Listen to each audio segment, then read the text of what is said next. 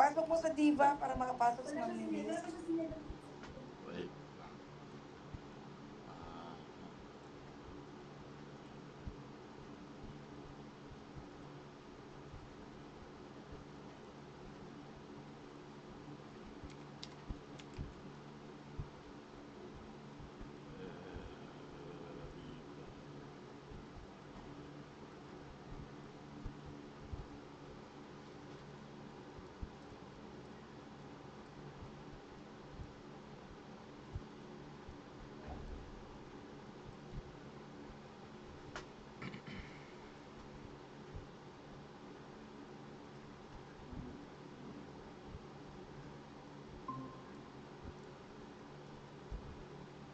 okay, good evening sa inyong lahat. Let's wait a few moments as we start our prayer meeting this week. Maghintay lang tayo ng konting minuto pa po para sa iba po na maka-join pa.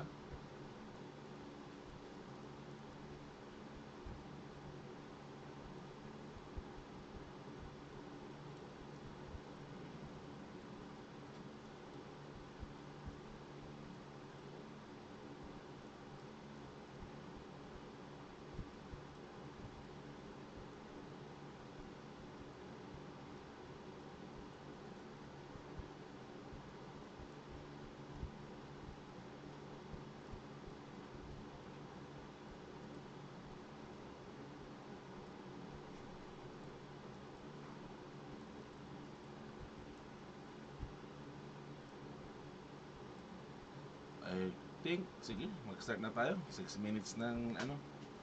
Alright, sige, let's start.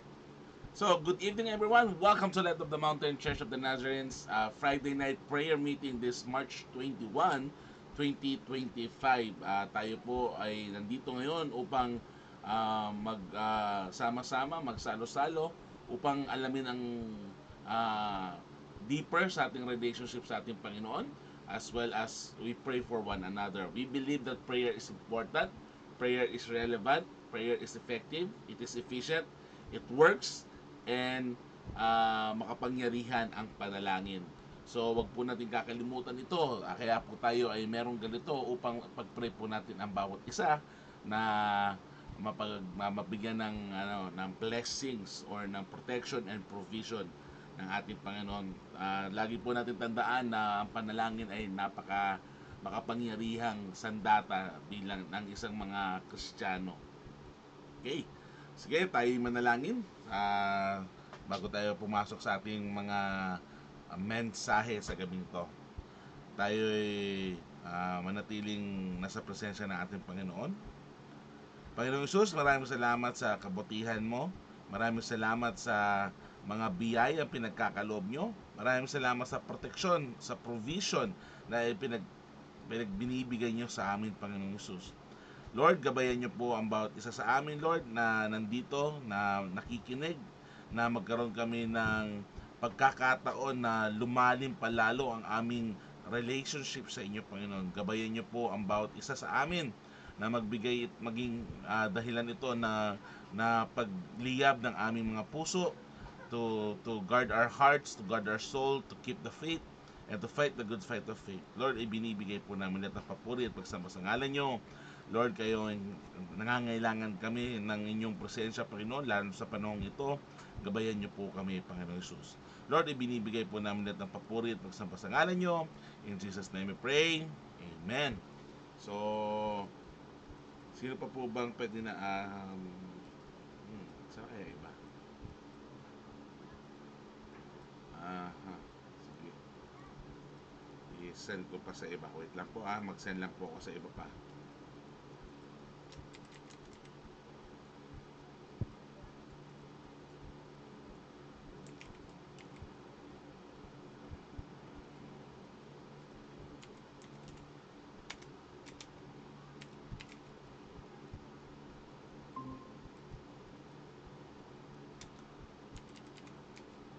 Okay, yun. So, kaya bang tayo, hinintay pa natin iba, tayo po yung dumako na sa ating mensahe. Pero bago po yun, meron po bang gusto mag-share ng kanilang praise report or praise item sa mga panahong ito? May gusto po ba kayong i-share ng mga kabutihan ng ating Panginoon na binigay sa inyo sa linggong ito? Ako meron. Sige po. Ang aking blessing natanggap ay yung na-sustain namin ang araw-araw sa overtime na hindi kami nakakasakit. I really praise God na si Shelo matibay, si Ma'am Niris matibay, si Ma'am Jo, si Nicole. Si Nicole nag-break na pero naka-recover. Si Ma'am Emma, very strong pa rin. Kaya I really praise God na makayanan namin ito hanggang matapos ang income tax. Kaya to God be all the glory.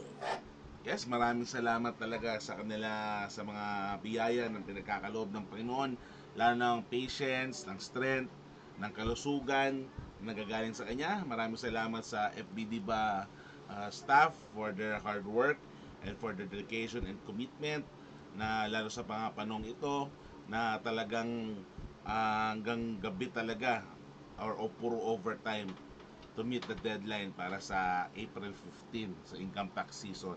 So please pray for them, please pray for us na lalo silang pagbigyan ng kalakasan, patience at pag-unawa, malawak na pag-unawa palalo sa mga pangyayaring ito. So maraming salamat for doon. Meron pa po bang gusto mag-share ng praise report or praise item? Ako siguro habang naghihintay tayo sa iba, praise report ko is si Aubrey tumaas ang grades. So, nanatiling walang bumaba sa grades niya, tumaas ang mga grades niya. And one step up ang grades niya. So, congratulations kay Aubrey for a job well done sa kanyang academics. And hopefully, pinagpipray namin ni Faye na ma-accelerate si Aubrey. So, isa yun sa pasasalamat namin.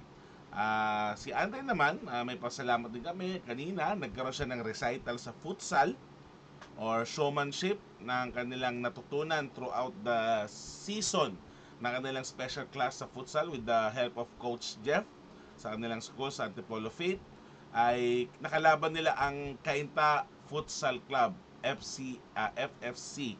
So Cainta Futsal Club, mga veterano kasi mga nanalo na to ng regional. To make the story short, 0-26 ang score. So, magaling talaga. Nangarap kami mga parents na at least expected naman namin, but nangarap kami mga parents na magkaroon ng isang points man lang.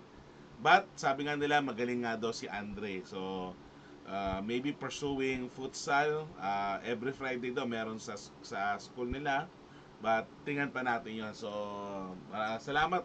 Umikot-ikot si Andre, gumulong-gulong at nananakit yung katawan kanina pero luckily walang injury, hopefully walang injury and nag-enjoy naman yung bata, nakatulog naman and mga yon. Last sa akin pasalamat is nakapagpa-doktor na ako. So initial diagnostic ulit sa akin ng doktor, nakuha ko na yung resulta ko at hindi maganda ang mga result but praise God dahil nagkaroon ulit ng opportunity to check yung aking health and pag-pray niyo po ako na manumbalik yung or maayos yung aking mga kailangan ayusin.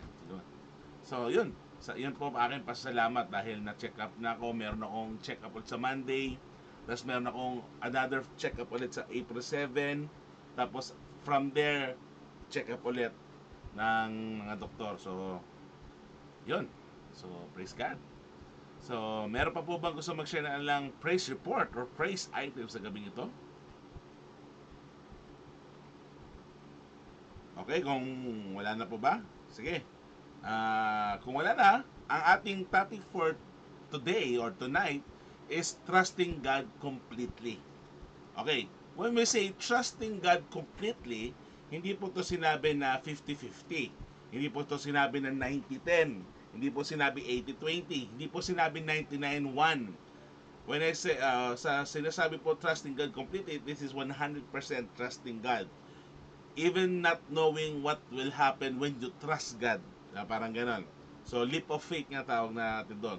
So our verse for this evening is found in Proverbs chapter 3 verse 5, and it says, "Trust in the Lord with all your heart and lean not on your own understanding." So, yun yung ating pag-uusapan, trust in the Lord. May tatlo tayong part niyan, trust in the Lord. Next part is with all your heart. Tapos last but not the least is and lean not on your own understanding. So himay-himayin natin yon. Pasok tayo sa first part natin, which is trust in the Lord. Now, when you say Lord, pag sinabi mong Lord, you are giving authority to someone. Di mo naman sasabihin, diba, sa mga king or mga queen, my Lord, ginagano, diba? My Lord, the guest has arrived. My Lord, I am here right now, ready to report. My Lord, my king, my queen, diba? You're giving the authority. You have, those people has the authority or binigay mo yung authority ng buhay mo sa mga taong ito. So, napakalaking, nun, the Lord. Ngayon, take note, hindi nila pwedeng sabihin yung pangalang Yahweh kasi sobrang sacred ng pangalang Yahweh. Yahweh. Diba? Breathe life. So, hindi nila masulat yun. Kaya ginagawa nila dati, usually Elohim, or Adonai, or Lord, or King. Diba? Yung Lord nito, tandaan nyo po, pag sinabing Lord na capital L-O-R-D, it is referring to Lord God. Pag capital L-O-R-D lang, usually ito yung mga Lord, King, o Queen, na Lord, yung ano mo, mga bossing mo. Pero pag inano natin is capital L-O-R-D, or sabihin na natin capital L-O, tas O-R-D, ito yung Panginoon, si God. So isa yun, trust in the Lord. So, it means, true trust means relying on God, not just in the good times, but also in the bad times. Ulitin ko, when we say trust in the Lord, pinagkakatiwalaan mo ang Panginoon mo nung binigay mo ang buhay mo sa Kanya, even in the good times or even in the bad times. You trust God eh. Parang parents mo, diba? Nung bata ka, pag nagluto ba parents mo, nagdadalong isip ka na may lason ba to? Luto ba to? Siyempre, diba? You trust your parents na itong niluto nila is nakakabuti sa'yo. Tama? Kaya pinapakain ka ng gulay, ng prutas, pero ano nangyayari? Diba parang, kasi ano tayo eh, ayako niyan, ayako ng gulay, ayako ng prutas, gusto ko chicken joy, gusto ko hotdog, etc. etc. Diba? Usually ganun tayo eh sa mga parents natin. Naalala ko yung pinapakain ako ni Ma'am Jo ng gulay. Ayako ng gulay. Hindi ko trip yung gulay. So gusto ko hotdog.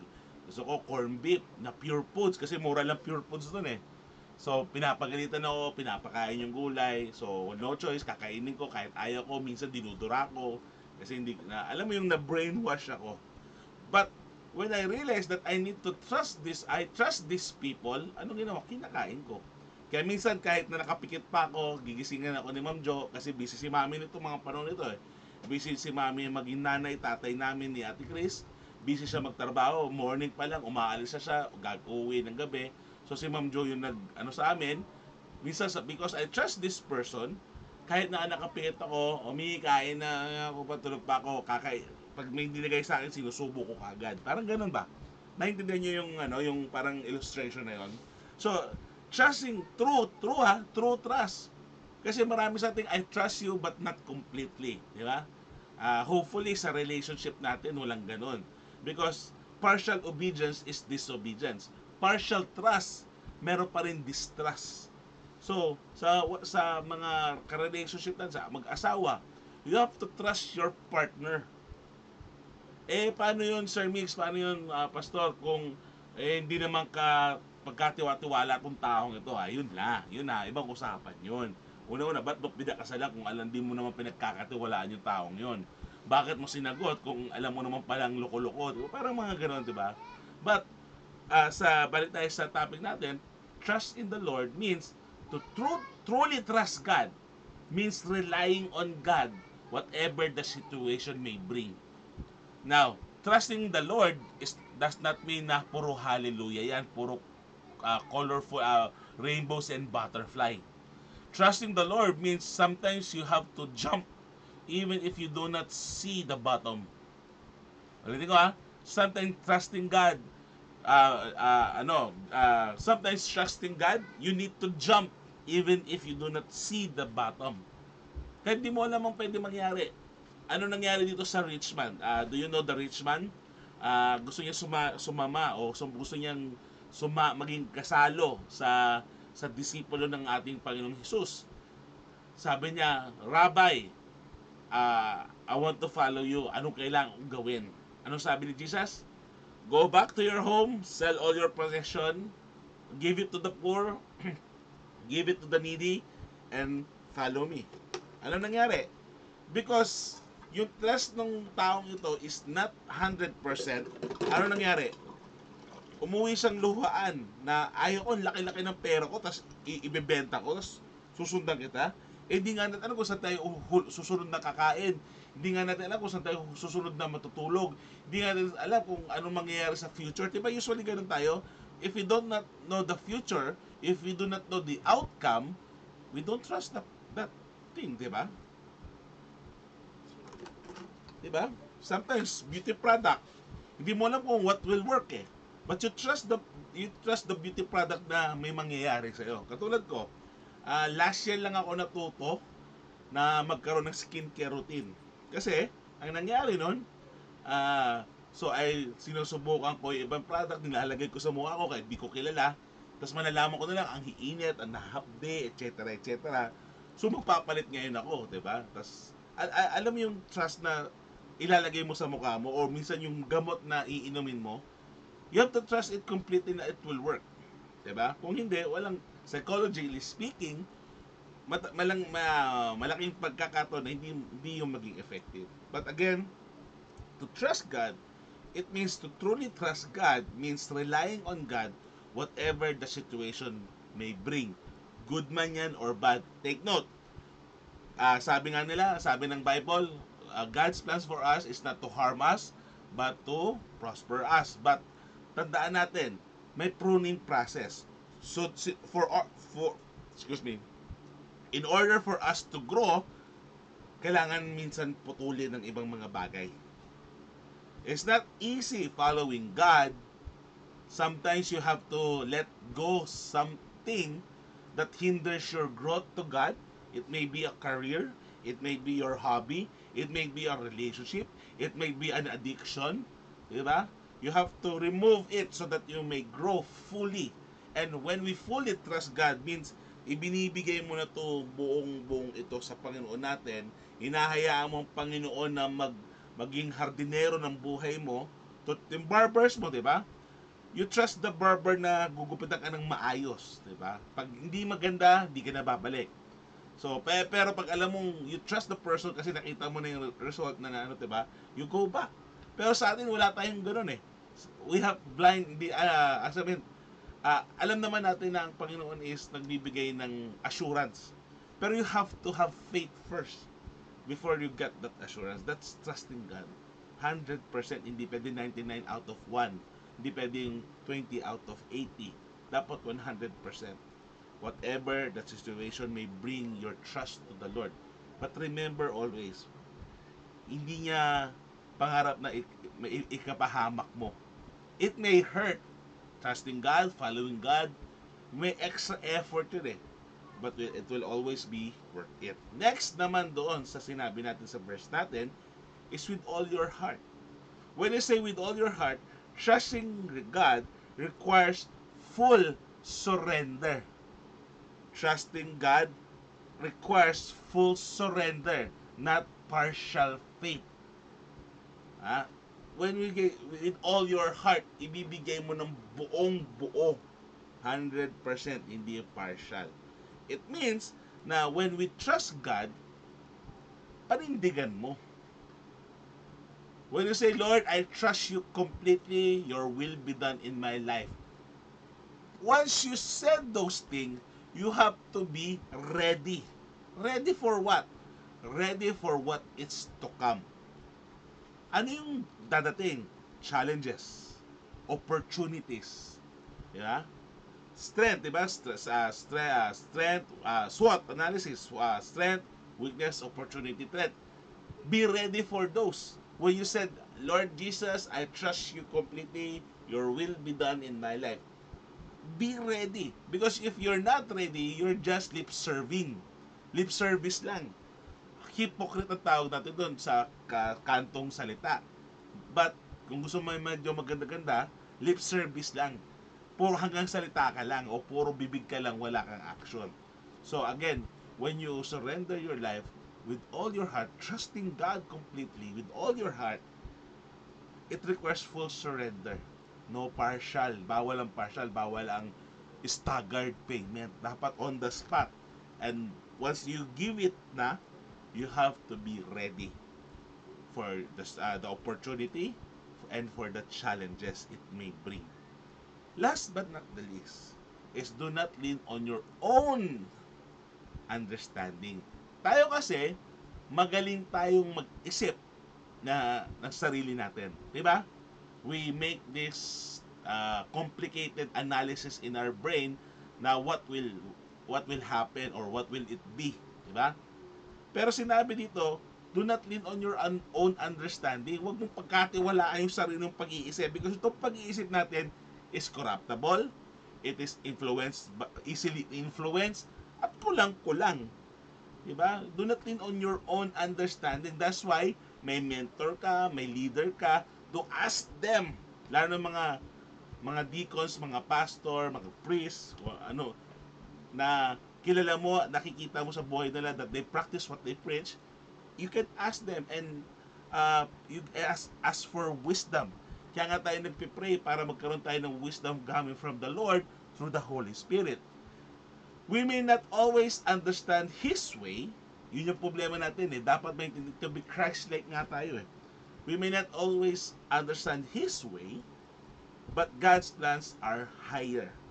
Always remember, kung magpaplano ka, may sa psychology or in leadership, when you are planning or deciding on something, huwag kang magde-decide pag gutom ka, huwag kang magde-decide kung highly emotional ka, at huwag kang magde-decide pag nagmamadali ka.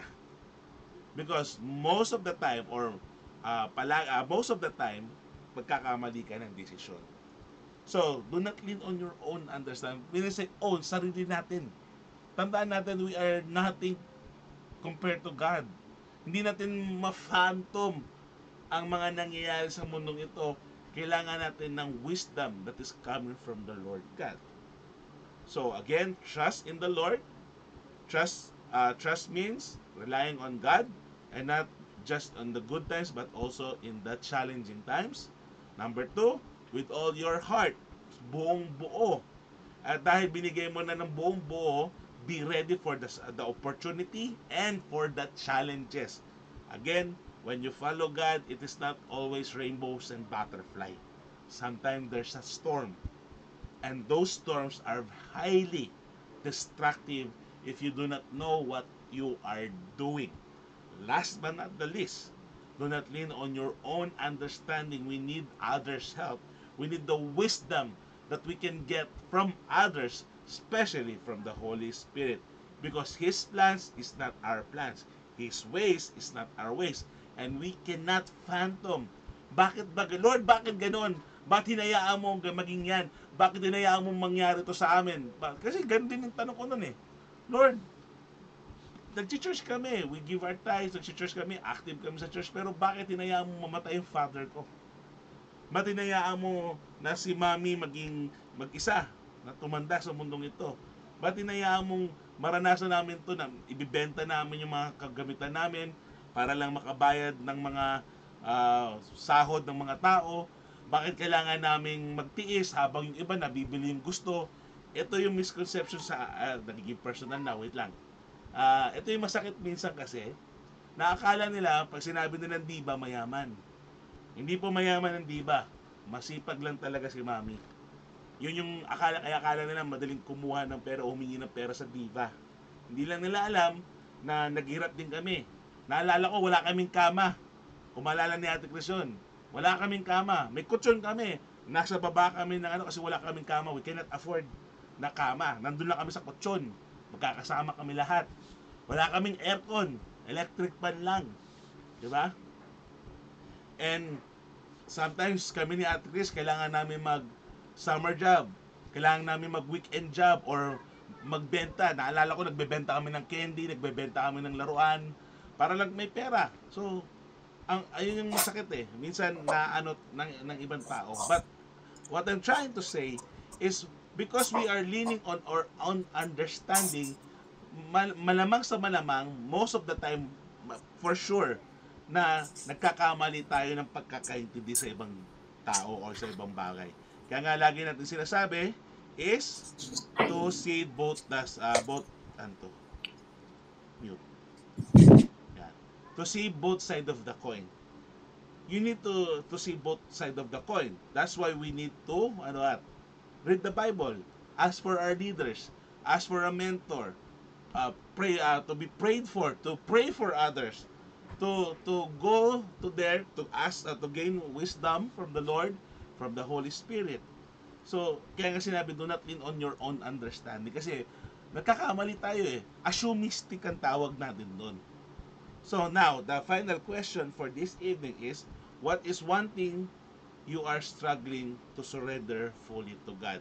That's my challenge to you this evening. Ano yung isang bagay na nahihirapan kayo surrender yung ano yung isang bagay na nahihirapan kayo surrender sa Panginoon? Mo, 'di ba? Minsan ang dami. Naalala ko, one of my challenges in surrendering to God is my pera. Yung tithes ko. Dami kong gustong bilhin eh. Minsan nahihirapan ako ibigay yung tithes ko. Kasi, 'di ba? Ano rin 'yan eh. Malaki rin 'yan eh. Hindi naman to 10 pesos, 20 pesos, 100 pesos lang. Libo to eh. Struggle ko 'yun. But I soon realize, pag kinimkim ko yan, lalo ko nauubusan ng pera.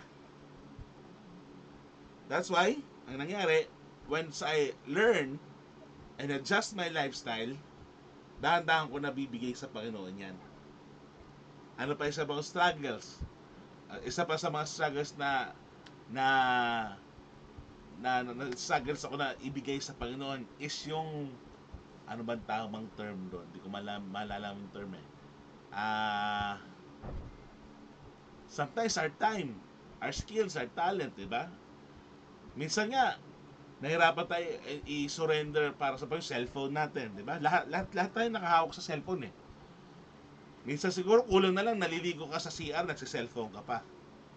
Ay hindi, meron. Kasi may nabibili doon sa Shopee na case enclosure para dire-diretso yung cellphone mo, diba?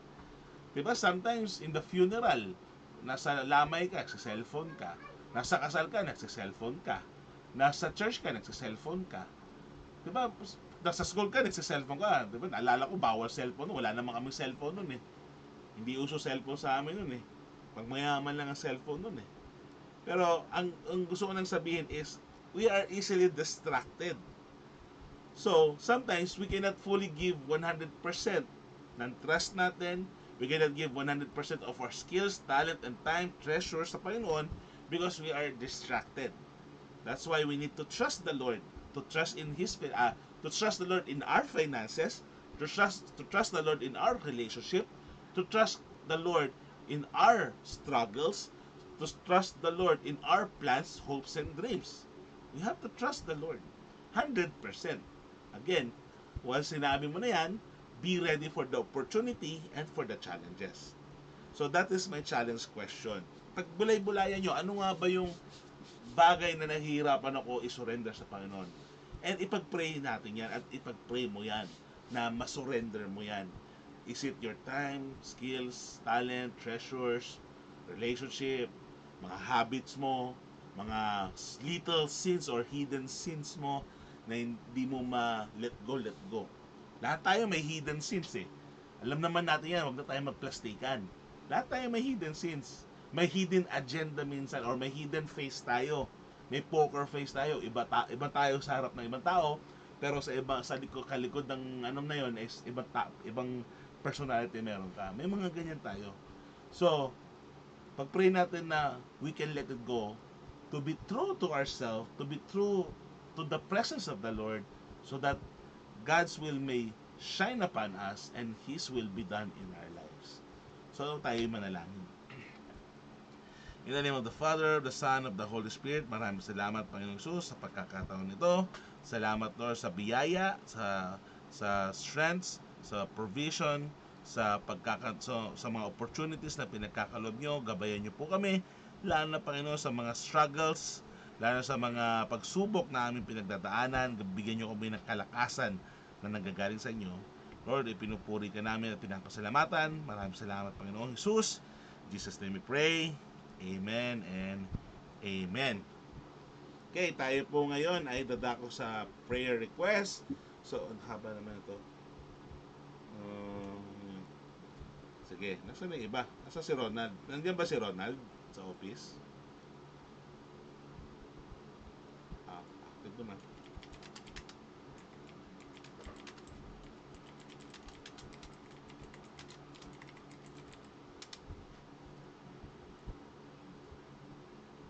Okay, sige.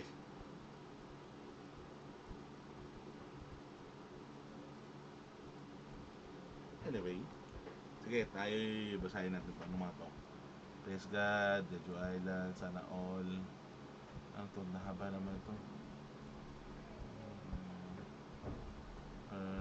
Yung additional prayer request. Okay.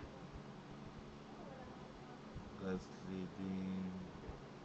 Okay, nakikita nyo naman po ito. Hindi ko na po babasahin to. Tayo po yung manalangin na lang po. Basahin na lang po sa chat yan para mas mahabang time tayo sa prayer. So, sa mga pagkakataong pong ito is, so, again, good evening po sa lahat. Good evening kay Mami, kay Chris, kila Naris, kila Nicole, kila Cielo, kila Ma'am Jo, na nasa office, kila Faye, at kung sino pa nandyan, hindi ko alam, but good evening po sa office. Kila Mama, kay Papa, kila Kuya Jun, at sa iba pa mga nakikinig. Sayang, wala ang iba nating kasama sa church. Pwede ko magbasahin ng prayer request ko? Mostly Kasi hindi wala mo ang leaders binabasa. natin, but hopefully ang mga leaders natin ay maka-join sa ating mga ministry na ito, kasi importante po to bilang leader, lalo sa pag may mga ministry na hinahawakan po.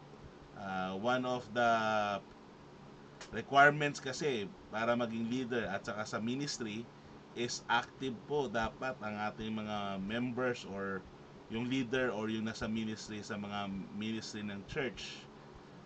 Unfortunately, most of our leaders, ewan ko kung anong meron sa araw na to, na wala. So pag-pray po natin sila na manumbalik ang kanilang mga sarili at puso sa Panginoon natin. So, sige po, tayo po yung manalangin. Basahin na lang po yung mga prayer request dito sa chat. Then we will pray. Then I will close in prayer. So ako po ay magbibigay ng silent time. Wait lang po, pag mag-silent time po tayo, then we pray. We will close in prayer. Patugtog lang tayo ng background music. Christian. Instrument.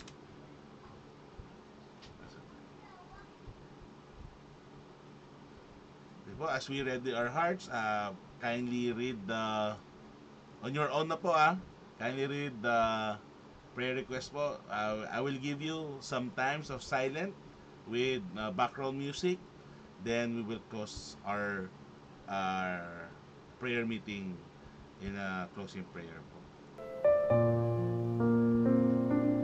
Okay. In the name of the Father, of the Son, of the Holy Spirit, Lord, hear our prayer at this time.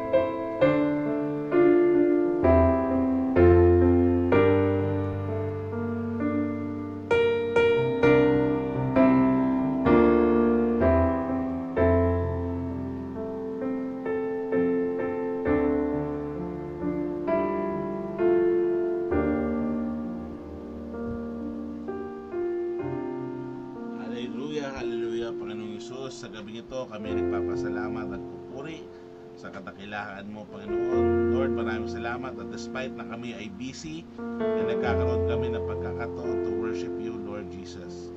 Lord, maraming distraction sa aming kapiligiran na mag-focus at mag-prioritize sa inyo.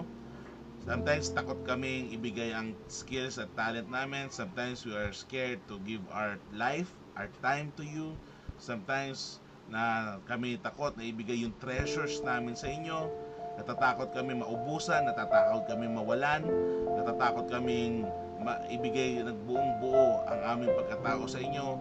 Lord, help us, Lord, to realize that we can trust you. We can give everything to you. Because, Lord, we know that you will never leave us nor forsake us. You are here to guide us, to bless us, to provide for us, to protect us, Lord Jesus.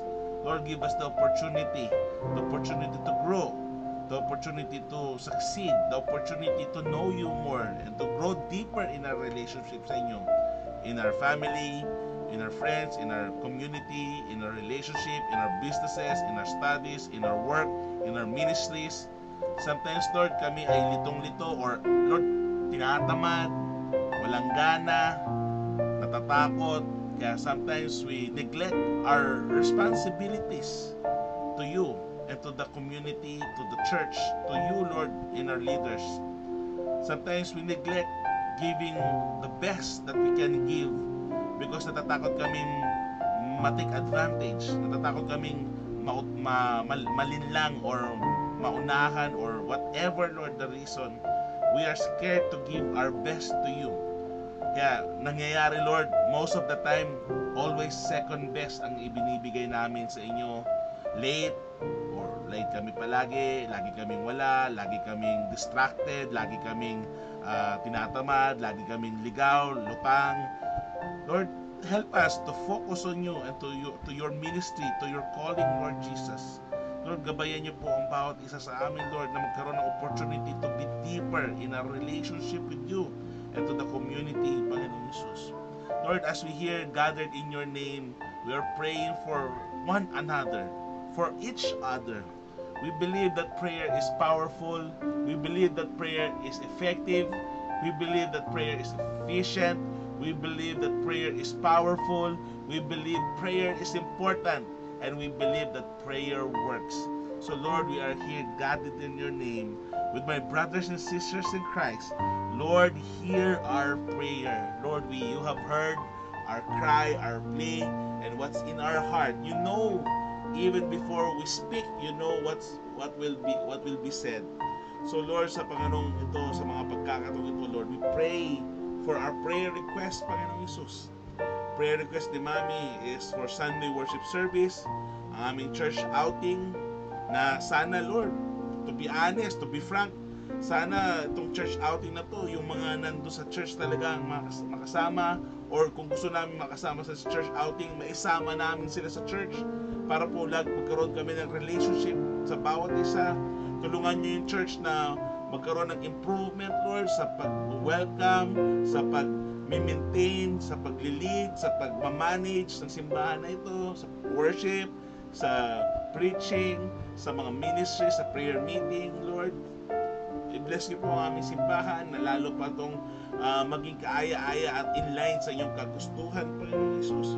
We also pray for our church anniversary, Lord. Magna 9 years na kami, pero Lord, feeling namin baby pa kami. Lord, magna 9 years na ang church, pero parang maliit pa lang ang step na nakukuha ng simbahan ito.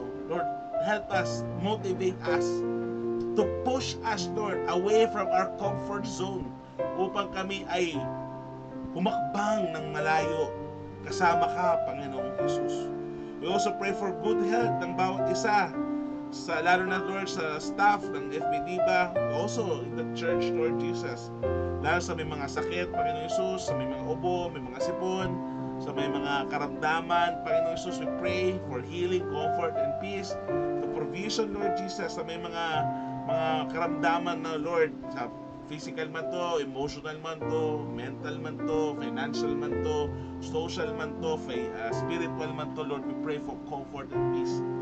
We also pray for God's leading sa kay Kuya Jun, Lord. God's healing and direction on ministry. No, Lord, na sana maging on fire kami, maging focus kami, magkaroon kami ng burning desire to serve you, Lord Jesus, to give the best of what we can give, what we can share, and what we could be, Panginoon, para sa inyo. Help us, Lord, na mahikayat namin ang aming community, ang aming circle sa inyo, Panginoon Jesus. And gabayan niyo po ang bawat isa sa amin, Panginoon. We also pray for sa mga prayer request ng iba, kay Ryle for fast healing, nandun siya sa naka-admit daw siya, Panginoon Jesus. We pray for fast healing na dengue si Ryle. So Lord, we pray for healing, we pray for protection, guidance sa batang ito. We also pray for Kuya Ed for fast complete recovery. We also pray for Ma'am Jo for good health sa family niya. We also pray for the prayer request of Ma'am Jo, good health, kila mama, kay papa, for good health of everyone, financial and daily provision.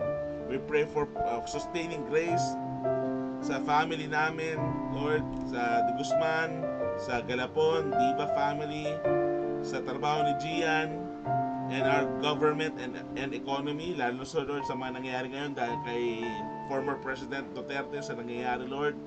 Lord, sabi nga sa Bible, there are rumors of war at may mga kung ano mga bagay, Lord, na kami kinakabahan. But Lord, we will trust you completely that we will be saved and we will be protected by your grace, Lord, by your precious blood, Panginoong Jesus. We also pray for sa ibang mga tao, kay Ate Grace, sa kanyang prayer request, Lord Jesus. We pray for long life sa kanya at sa kanyang family, financial and daily provision, plans nila sa Sunday service and Sunday school. Lord, we pray for remove any financial barriers. We pray for to remove any ill intentions, to remove any curses, na kami maging malaya, Panginoong Jesus. We pray for good health of everyone. We pray for kay Mami sa kanyang mata. We pray for sa aming reunion on December. We pray for protection and guidance, Panginoon Jesus. Lalo si Pastor, Panginoon, nasa Korea, Lord. We also pray for protection and guidance sa kanya. Lord, pinagpe-pray din po namin ang aming church, ang Light of the Mountain Church of the Nazarene, ang aming ministries. Lord, konti lang kaming sumasama sa ministries. Lord, pinagpipray ko po na itong small portion ng members ng church ay manatiling matatag. Lord, nasa 40 plus kami, Lord, pero as you can see, konti lang kami, Panginoon, sa mga ganitong ministries. So Lord, we pray na yanigin mo yung mga taong ito, Panginoong Jesus, na tama na ang patulog-tulog, tama na ang kung ano ng mga priority, Lord. Lahat naman priority yan, but Lord, may we give time to you and for you. Lord, ang daming hindrance. Sometimes nakakalungkot kasi nasa church pero wala naman, hindi focus. Nakikita mo mga post na praise the Lord pero hindi active sa mga ministry na meron ng simbahan. Lord, we pray na katukin nyo ang kanilang mga puso. May call them, Lord Jesus, so that they may return to the first love. Yun lang, Lord, minsan ang masakit eh. Pag nabibless na sila, nakakalimutan na lang, nagbibigay ng blessings. So Lord, we pray for protection, guidance. Yanigin nyo ang buhay namin, Lord. Be with us, Lord Jesus. Wake us up, Lord God, so that we may focus ourselves to you. Sabi niyo, Lord, seek ye first the kingdom of God, and all these things shall be added unto you. Lord, help us wake up, to step up, and to give you the best that we can be. Lord, we also pray for Andre, kay Aubrey, sa aming dalawa ni Faye, sa aming family, sa aming ministries. Lord, guide us, Lord Jesus, and be with us. And Lord, we pray for our members na, Lord Jesus, touch their hearts, Lord. Touch their heart. Touch their heart. Call to them, Lord Jesus, upang manimbalik ang kanilang pag-ibig, Lord. Lord, we are nothing without you. We need you, Lord Jesus. So, Lord, my God, gabayan niyo po kami, Panginoon. Sa lahat ng meron kami, Lord, sa inyo galing to eh. So, Lord, be with us. Protect us and guide us, Lord Jesus. As we give you the very best that we can give. As we give you everything that we have. May you use our life to be a blessing to others. Maraming salamat, Panginoon Jesus. Ibinibigay namin lahat ng papuri at pagsamba sa ngalan nyo. In Jesus' name we pray. Amen and amen. At dyan po nagtatapos ang ating mensahe ngayong gabi. I hope that you have been encouraged and motivated, and if needed, have been rebuked out of love, so that we can align our will to the will of the Father, of the Son, and the Holy Spirit. Maraming salamat po sa inyong lahat. Ako po si Pastor Michael Diva. God bless you po and see you this Sunday.